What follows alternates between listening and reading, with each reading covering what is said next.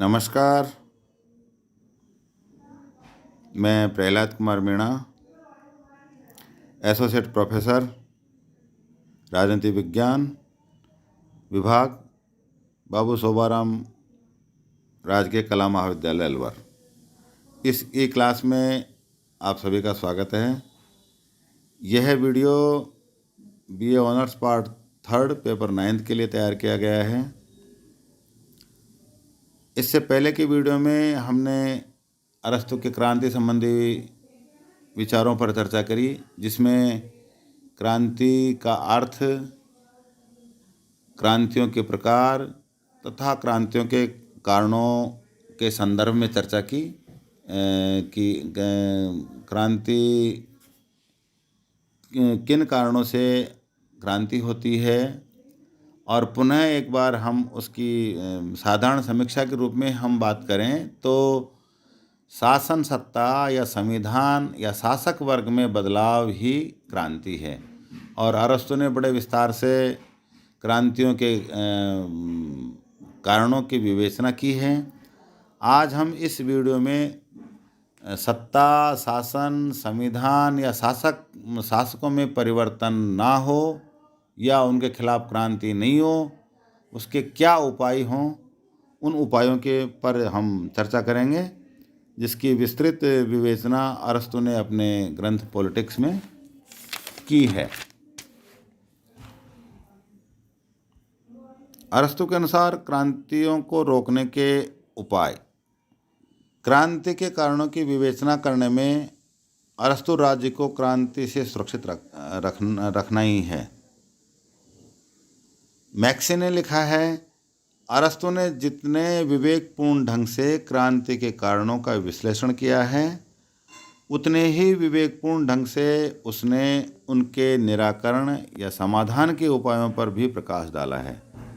जिस प्रकार क्रांतियों के 2 कारण, सामान्य कारण और विशेष कारण बताए हैं, जिनके बारे में हमने पिछले वीडियो में चर्चा की, उसी तरह क्रांतियों को रोकने के लिए भी 2 प्रकार के उपाय बताए हैं। पहला उपाय है सामान्य उपाय और दूसरा है विशेष उपाय। जिस प्रकार से क्रांतियाँ होती हैं, उसी प्रकार से क्रांतियों को रोकने के लिए भी सामान्य और विशेष उपाय अरस्तु द्वारा बताए गए हैं। सामान्य उपायों में पहला उपाय जो अरस्तु द्वारा बताया गया है वह है नंबर 1 है शासक व शासितों में सद्भावनापूर्ण संबंध। ये सामान्य सी समझ की बात है कि जब शासक और शासित में, या यूँ कहें राजा और प्रजा में जब संबंध सद्भावनापूर्ण होंगे, तो राजा या शासन या संविधान के विरुद्ध कोई संघर्ष या विद्रोह नहीं होगा। तो पहला जो उपाय सामान्य उपायों में बताया है वह है शासक व शासितों में सद्भावपूर्ण संबंध होना चाहिए। क्रांतियों को रोकने का सबसे प्रमुख उपाय यही हो सकता है कि शासक व शासितों में संबंध सद्भावनापूर्ण होने चाहिए। क्रांति का सबसे प्रमुख कारण अन्याय होता है, जैसा कि क्रांति के कारण बताए थे, अन्याय और असमानता। उससे अगर अन्याय को रोक दिया जाए, असमानता को समाप्त कर दिया जाए, तो क्रांतियाँ नहीं होंगी।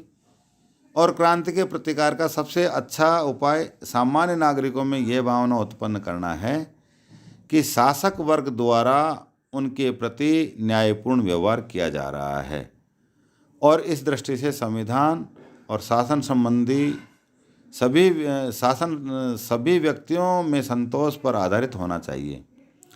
सभी व्यक्तियों को उच्च पदों पर जाने के समान अवसर प्राप्त होने चाहिए, क्योंकि इसमें समानता का भाव आता है। क्योंकि क्रांति के विशेष कारणों में अन्याय और असमानता थी, तो अगर अन्याय और असमानता को समाप्त कर दिया जाए तो संघर्ष और विद्रोह या क्रांति होने की संभावना बहुत कम रहेगी। समानता में यह है कि सभी व्यक्तियों को उच्च पदों पर योग्यता के आधार पर जाने का अधिकार उनके पास होना चाहिए। संक्षेप में ऐसे वातावरण की व्यवस्था करनी चाहिए जिसमें प्रत्येक व्यक्ति ये अनुभव करे कि उसे उसका अधिकार प्राप्त हो रहा है या उसके साथ अन्याय नहीं हो रहा है, उसके साथ समानता का व्यवहार हो रहा है। नंबर 2 जो सामान्य उपायों में बताया गया है, नागरिकों को संविधान के भावना के अनुरूप शिक्षित करना। ये नंबर 2 में अरस्तु ने बताया है कि नागरिकों को संविधान की भावना के अनुरूप उनको शिक्षा देना या उनको शिक्षित करना। क्रांतियों को रोकने के लिए नागरिकों को संविधान की आत्मा के अनुरूप शिक्षित किया जाना चाहिए। शिक्षा के आधार पर इस बात का प्रयत्न किया जाना चाहिए कि लोगों की सामाजिक भावनाओं, मूल्यों, आदतों और व्यवहार शासन व्यवस्था के अनुरूप किया जा सके। शिक्षा के आधार पर ही नागरिकों में शिक्षा, देशभक्ति और निस्वार्थता की भावना का संचार किया जा सकता है। अरस्तु ने इस उपाय पर अधिक जोर दिया है। एक स्थान पर उसने लिखा है कि सभी बातें जो मैंने संविधान को स्थापित और स्थायित्व प्रदान करने के संबंध में कही हैं, उन सब में जो चीज़ संविधान को स्थायी रखने में सबसे महत्वपूर्ण है वह शासन प्रणाली के अनुरूप शिक्षा।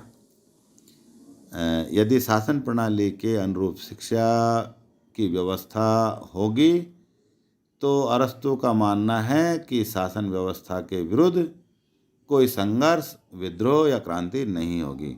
उदाहरणार्थ, राजतंत्रीय शासन व्यवस्था में नागरिकों को वीर पूजा की शिक्षा दी जानी चाहिए। प्रजातंत्र में नागरिकों को यह सिखाया जाना चाहिए कि चुनाव कभी दूर नहीं होते हैं। यानी कि मतलब अर्थ ये हुआ कि यदि आप विद्रोह नहीं करें, यदि शासक वर्ग से जनसाधारण असंतुष्ट है या उनमें विद्रोह की भावना है, तो उनको इस तरह की शिक्षा दी जानी चाहिए कि पुनः चुनाव होंगे और वो ज़्यादा दूर नहीं हैं, तब ऐसे शासकों को बदला जा सकता है, इसलिए विद्रोह नहीं किया जाए। ऐसी शिक्षा जनतंत्र के नागरिकों को दी जानी चाहिए। दीर्घकालीन अच्छाइयाँ तत्कालीन लाभ से अच्छी और श्रेष्ठ हैं और सिरों को गिनना सिरों को तोड़ने से अच्छा है आदि। यदि व्यक्ति को इस प्रकार शिक्षित किया गया तो वे अपने आप को संविधान के अनुरूप ढाल लेंगे और इससे विद्रोह की संभावना बहुत कम हो जाएगी। नंबर 3 जो क्रांति को रोकने का उपाय बताया है वो है कानून का पालन। राज्य के स्थायित्व के लिए आवश्यक है कि कानून का पालन व्यक्तियों के स्वभाव का अंग बन जाए या होना चाहिए। नागरिकों के हृदय में कानून के प्रति निष्ठा उत्पन्न की जानी चाहिए। कानून के छोटे छोटे उल्लंघन पर सरकार को सजग होकर कठोर दंड देना चाहिए या कठोर रुख अपनाना चाहिए और किसी भी रूप में कानून की अवहेलना सहन नहीं की जानी चाहिए। यदि कानून का पालन जनसाधारण द्वारा नहीं किया जाएगा तो वो अराजकता की स्थिति उत्पन्न होगी और अराजकता में विद्रोह और संघर्ष की स्थिति पैदा होगी। इसलिए अरस्तु का कहना है कि कानून का पालन कठोरता से करवाना चाहिए और कानून की अवहेलना को कभी सहन नहीं किया जाना चाहिए। नंबर 4 जो क्रांति को रोकने के उपाय के संदर्भ में है, राजनीतिक सत्ता पर एकाधिकार नहीं होना चाहिए। राजकीय सत्ता पर एकाधिकार सामान्य जनता में असंतोष को जन्म देता है। अतः राजनीतिक सत्ता पर एक व्यक्ति या एक वर्ग का एकाधिकार नहीं होना चाहिए।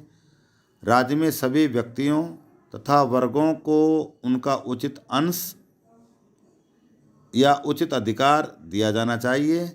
इस संबंध में अरस्तु का सुझाव है कि राज्य के अधिकारियों का कार्यकाल अधिक नहीं होना चाहिए, जिससे सभी लोगों को बारी बारी से अवसर प्राप्त हो सकें अरस्तु के अनुसार सम्मान, पदों और पुरस्कारों का अधिक से अधिक विस्तृत वितरण किया जाना चाहिए, क्योंकि पदों और सम्मान की असमानताएं असंतोष को जन्म देती हैं। चौथा जो क्रांतियों को रोकने का उपाय अरस्तु द्वारा बताया गया है कि किसी भी एक व्यक्ति या एक वर्ग को सत्ता पर एकाधिकार उनका नहीं होना चाहिए। सबको बारी बारी से योग्यता के अनुसार अवसर मिलते रहना चाहिए। सम्मानों का, पदों का और पुरस्कारों का अधिक से अधिक विस्तृत रूप से वितरण अगर जनता में किया जाएगा तो जनता में असंतोष की भावना उत्पन्न नहीं होगी और विद्रोह या क्रांति जनता नहीं करेगी। नंबर 5, भ्रष्टाचार रहित शासन। ये सामान्य सी बात है कि यदि शासक ईमानदारी से शासन करेगा, उसमें भ्रष्टाचार, अत्याचार, अन्याय या समानता का भाव शासन व्यवस्था में नहीं होगा तो उसमें क्रांतियाँ नहीं होंगी। तो 5वां जो उपाय अरस्तु द्वारा बताया गया है वो बताया गया भ्रष्टाचार रहित शासन। भ्रष्ट शासन अनिवार्य रूप से क्रांति को जन्म देता है, अतः शासन भ्रष्टाचार रहित होना चाहिए और पदाधिकारियों का व्यवहार व आचरण संदेह रहित होना चाहिए। सर्वसाधारण को जो बात राज व्यवस्था का सबसे अधिक विरोधी बनाती है वह है सार्वजनिक धन का गबन और उसका अपव्यय। यदि सरकार द्वारा जनता से वसूला गया कर जो सार्वजनिक धन होता है उसका गबन या उसका व्यक्तिगत लाभ ले या उसका अपव्यय करे तो वो जनता में असंतोष की भावना उत्पन्न करता है। अतः राज्य के शासन की सत्ता का गठन इस प्रकार होना चाहिए कि शासक वर्ग अपने राजकीय पदों के आधार पर अनुचित आर्थिक लाभ प्राप्त न करे और जनता को विश्वास दिलाने के लिए राजकीय आय और व्यय का लेखा ईमानदारी से जनता के सामने प्रस्तुत करना चाहिए या जनता को देना चाहिए।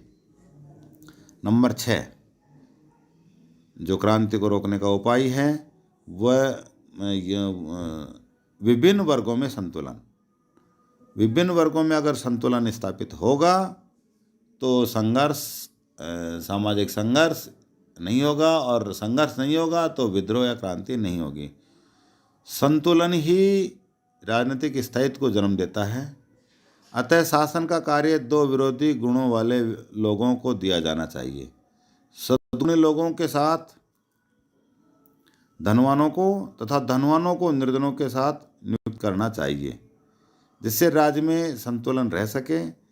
संतुलन स्थापित करने का यह एक उपाय यह है कि प्रजातंत्र में धनिकों का धन और अल्पतंत्र में निर्धनों के अधिकार तथा सम्मान सुरक्षित रहने चाहिए। यानी कि संतुलन के लिए जो अरस्तु ने उपाय बताया है कि प्रजातंत्र में धनिकों का धन और अल्पतंत्र में निर्धनों के अधिकार तथा सम्मान अगर सुरक्षित रहते हैं तो क्रांति या संघर्ष की स्थिति पैदा नहीं होगी। अरस्तु के अनुसार सशक्त मध्यम वर्ग क्रांतियों को रोकने का एक सशक्त माध्यम या साधन होता है।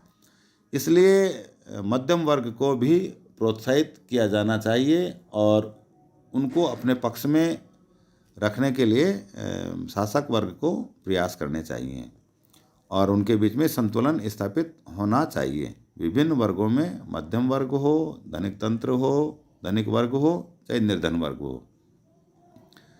7वां जो उपाय बताया है, विदेशियों को उच्च पदों पर नियुक्ति नहीं देनी चाहिए। विदेशियों को उच्च पदों पर नियुक्त नहीं किया जाना चाहिए, अन्यथा वे प्रभावशाली होकर राज्य के लिए संकट खड़ा कर सकते हैं। संविधान के प्रति निष्ठा व ईमानदारी उच्च पदों पर नियुक्ति का आधार होनी चाहिए। विदेशियों को उच्च पदों पर नियुक्ति नहीं देना भी क्रांतियों को रोकने का एक उपाय है, क्योंकि विदेशी व्यक्ति को अगर अधिकारी या उच्च पदों पर नियुक्ति दे दी जाती है तो वो शक्तिशाली बनकर षड्यंत्रकारियों से मिलकर या उसके शत्रुओं से मिलकर एक शासक के लिए बड़ा संकट खड़ा कर सकते हैं। जनसाधारण के प्रति उनके व्यवहार में कोई सद्भावना नहीं होती और उनके संविधान में भी उनकी कोई रुचि नहीं होती।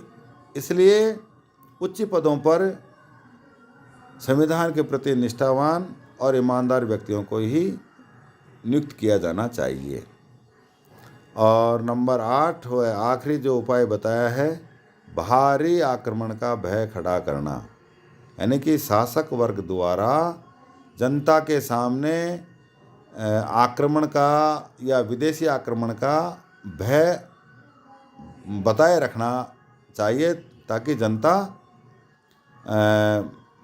अपने राष्ट्र के प्रति, अपने शासक के प्रति संघर्ष की भावनाओं उनके दिलो दिमाग में नहीं आए।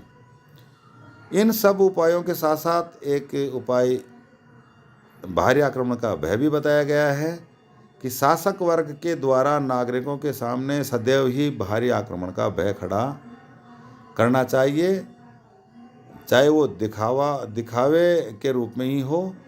इस भय के आधार पर नागरिकों के आंतरिक असंतोष को शांत कर उनमें एकता तथा देशभक्ति की भावना का संचार किया जा सकता है।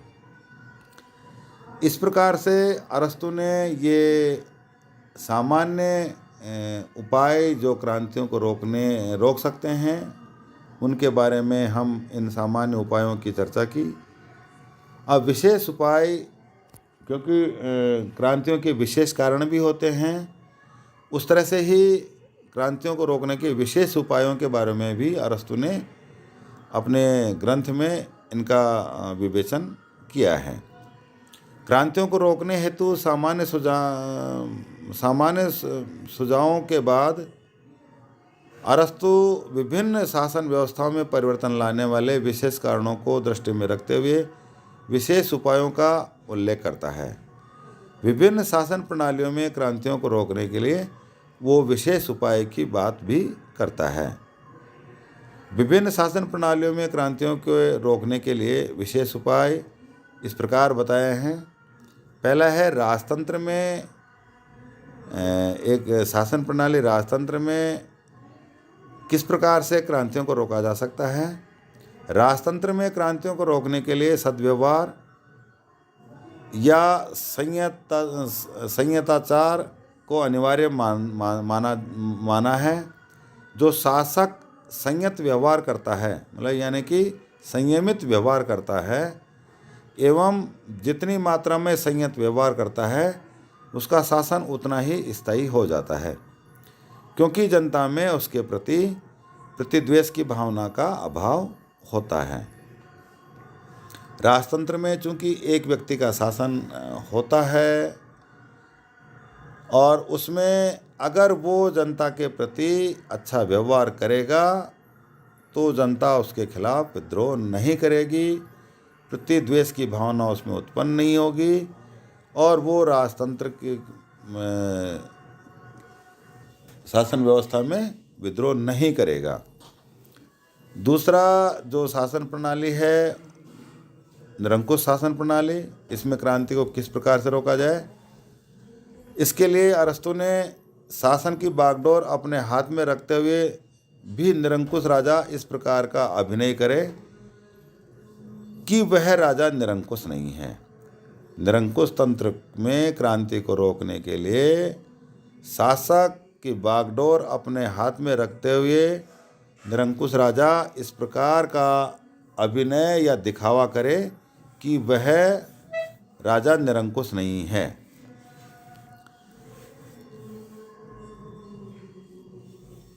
और दूसरा निरंकुश तंत्र में क्रांति को रोकने के लिए जो उपाय बताया है उसे सार्वजनिक इनकम या आय के प्रति सजग रहना चाहिए तथा सार्वजनिक धन का उपहार आदि देने में अपव्यय नहीं करना चाहिए।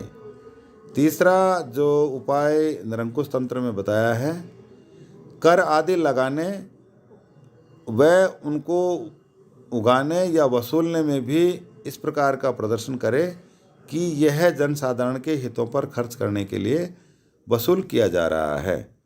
चौथा, जो राजतंत्र निरंकुश तंत्र में क्रांतियों को रोक सकता है, वो उपाय निरंकुश राजा का व्यवहार गंभीर होना चाहिए। निरंकुश तंत्र में राजा का व्यवहार गंभीर होना चाहिए, जिससे उसके संपर्क में आने वाले लोगों में उनके प्रति श्रद्धा व मिश्रित दोनों रहें, किंतु आतंक पैदा नहीं हो। इस तरह का व्यवहार उसे अपने संपर्क में आए लोगों के साथ करना चाहिए। इस तरह से निरंकुश तंत्र में क्रांतियों को रोकने के 3 उपाय अरस्तु द्वारा बताए गए हैं। नंबर 1 है कि वो निरंकुश शासक होते हुए भी ये अभिनय करे कि वो निरंकुश नहीं है। दूसरा, सार्वजनिक आय के प्रति उसको सजग रहना चाहिए, उसका वो अपव्यय नहीं करे या अनावश्यक रूप से किसी को उपहार नहीं दे। और तीसरा, कर लगाने और वसूलने में भी वो इस प्रकार से जनता को समझाए कि ये सर्वसाधारण के लिए खर्च करने के लिए कर वसूल किया जा रहा है। और चौथा, निरंकुश राजा का व्यवहार गंभीर होना चाहिए। वो उसके संपर्क में आने वाले व्यक्तियों से श्रद्धा से और डर पैदा करने जैसी मिश्रित स्थिति से उसे व्यवहार करें, किंतु उनमें आतंक जैसा व्यवहार उनके साथ नहीं करें। तीसरे प्रकार की शासन व्यवस्था प्रजातंत्र में क्रांति नहीं हो, उसके लिए अरस्तु कहता है कि प्रजातंत्र में क्रांति रोकने के लिए अरस्तु ने सुझाव दिया है कि संपन्न लोगों के साथ दुर्व्यवहार नहीं किया जाए एवं उनकी संपत्ति को भी किसी प्रकार का नुकसान नहीं पहुंचाया जाए। इस प्रकार लोगों को खर्चीले किंतु अनुपयोगी लोग सेवा कार्य भी नहीं करने देना चाहिए। प्रजातंत्रीय शासन प्रणाली में क्रांतियों को रोकने के लिए अरस्तु ने सुझाव दिया है कि संपन्न लोगों के साथ दुर्व्यवहार नहीं किया जाना चाहिए तथा उनकी संपत्ति को या उनके धन को किसी भी प्रकार का नुकसान नहीं पहुंचाना जाना चाहिए। और जो संपत्तिशाली लोग या धनिक वर्ग के लोग हैं, वो अपने धन को अगर अनुपयोगी कामों में खर्च करते हैं या लोक सेवा के कार्यों में नहीं लगाते हैं, तो उनके खिलाफ भी उनको कोई कार्य नहीं करना चाहिए। इस प्रकार कार्य करते हुए प्रजातंत्र में क्रांति को रोक सकते हैं। चौथे प्रकार की शासन व्यवस्था धनिक तंत्रीय शासन व्यवस्था में क्रांति ना हो, इसके लिए अरस्तु इस शासक व्यवस्था को गरीबों की ओर पूरा ध्यान रखना चाहिए, क्योंकि धनिक तंत्र अगर गरीबों का ध्यान नहीं रखेगा, उनको उचित मात्रा में शासन में सहयोग करने का अधिक अवसर प्रदान नहीं करवाएगा और धनिक द्वारा किसी गरीब के साथ अन्याय करने पर उस धनिक को कठोर दंड भी दिया जाना चाहिए। धनिक तंत्र के हित में एक बात यह है, यथासंभव संपत्ति एवं जागीरों की समानता हो और उसका अधिक लोगों में बंटवारा भी वो करे। इस प्रकार धनिक वर्ग में क्रांति से बचा जा सकता है, यानी कि वो गरीबों की तरफ पूरा ध्यान रखे, उनको उचित मात्रा में शासन में सहयोग करने का अवसर प्रदान करे और धनिकों द्वारा किसी गरीब के साथ अन्याय करने पर उस धनिक को कठोर दंड दे। धनिक तंत्र के हित में एक बात यह भी उसने बताई कि यथासंभव संपत्ति या धन का वितरण समानता जितनी हो सकती है उस आधार पे हो, ताकि उस धन का बंटवारा अधिक से अधिक लोगों में किया जा सके। इस प्रकार से अरस्तु ने ये क्रांतियों के रोकने के सामान्य और विशेष उपायों के बारे में इस क्लास में हमने जो उसके द्वारा दी गई विवेचना है उनका विस्तृत विवरण हमने समझा, और अंत में वस्तुतः अरस्तु क्रांतियों का विवेचन सुंदर व प्रमाणिक तथा शुद्ध रूप से अपने ग्रंथ में किया है। और उसके लिए मैक्से के शब्दों में मैक्से ने लिखा है, राजनीतिक विज्ञान क्रांति रूपी विष का प्रतिकार करने के लिए इसमें अधिक विश्वसनीय उपायों का निर्देश नहीं कर सकता। यानी कि राजनीतिक विज्ञान क्रांति रूपी विष का प्रतिकार करने के लिए इससे अधिक विश्वसनीय उपायों का निर्देश नहीं कर सकता। यानी कि जो क्रांतियों को रोकने के उपाय अरस्तु द्वारा बताए गए हैं, इनसे अच्छे विश्वसनीय उपायों का राजनीति विज्ञान में कोई उपाय दूसरा और हो नहीं सकता। ये इस प्रकार से मैक्से ने उसके क्रांति के रोकने के उपायों के संदर्भ में कहा है। इस क्रांति को रोकने के उपायों के साथ ही अरस्तु के राजनीतिक चिंतन के संदर्भ का जो चैप्टर था वो हम समाप्त करेंगे। अगले वीडियो में हम किसी दूसरे राजनीतिक चिंतन के राजनीतिक विचारों को समझेंगे। तब तक के लिए धन्यवाद। घर में रहें, सुरक्षित रहें। एक बार पुनः आपका धन्यवाद।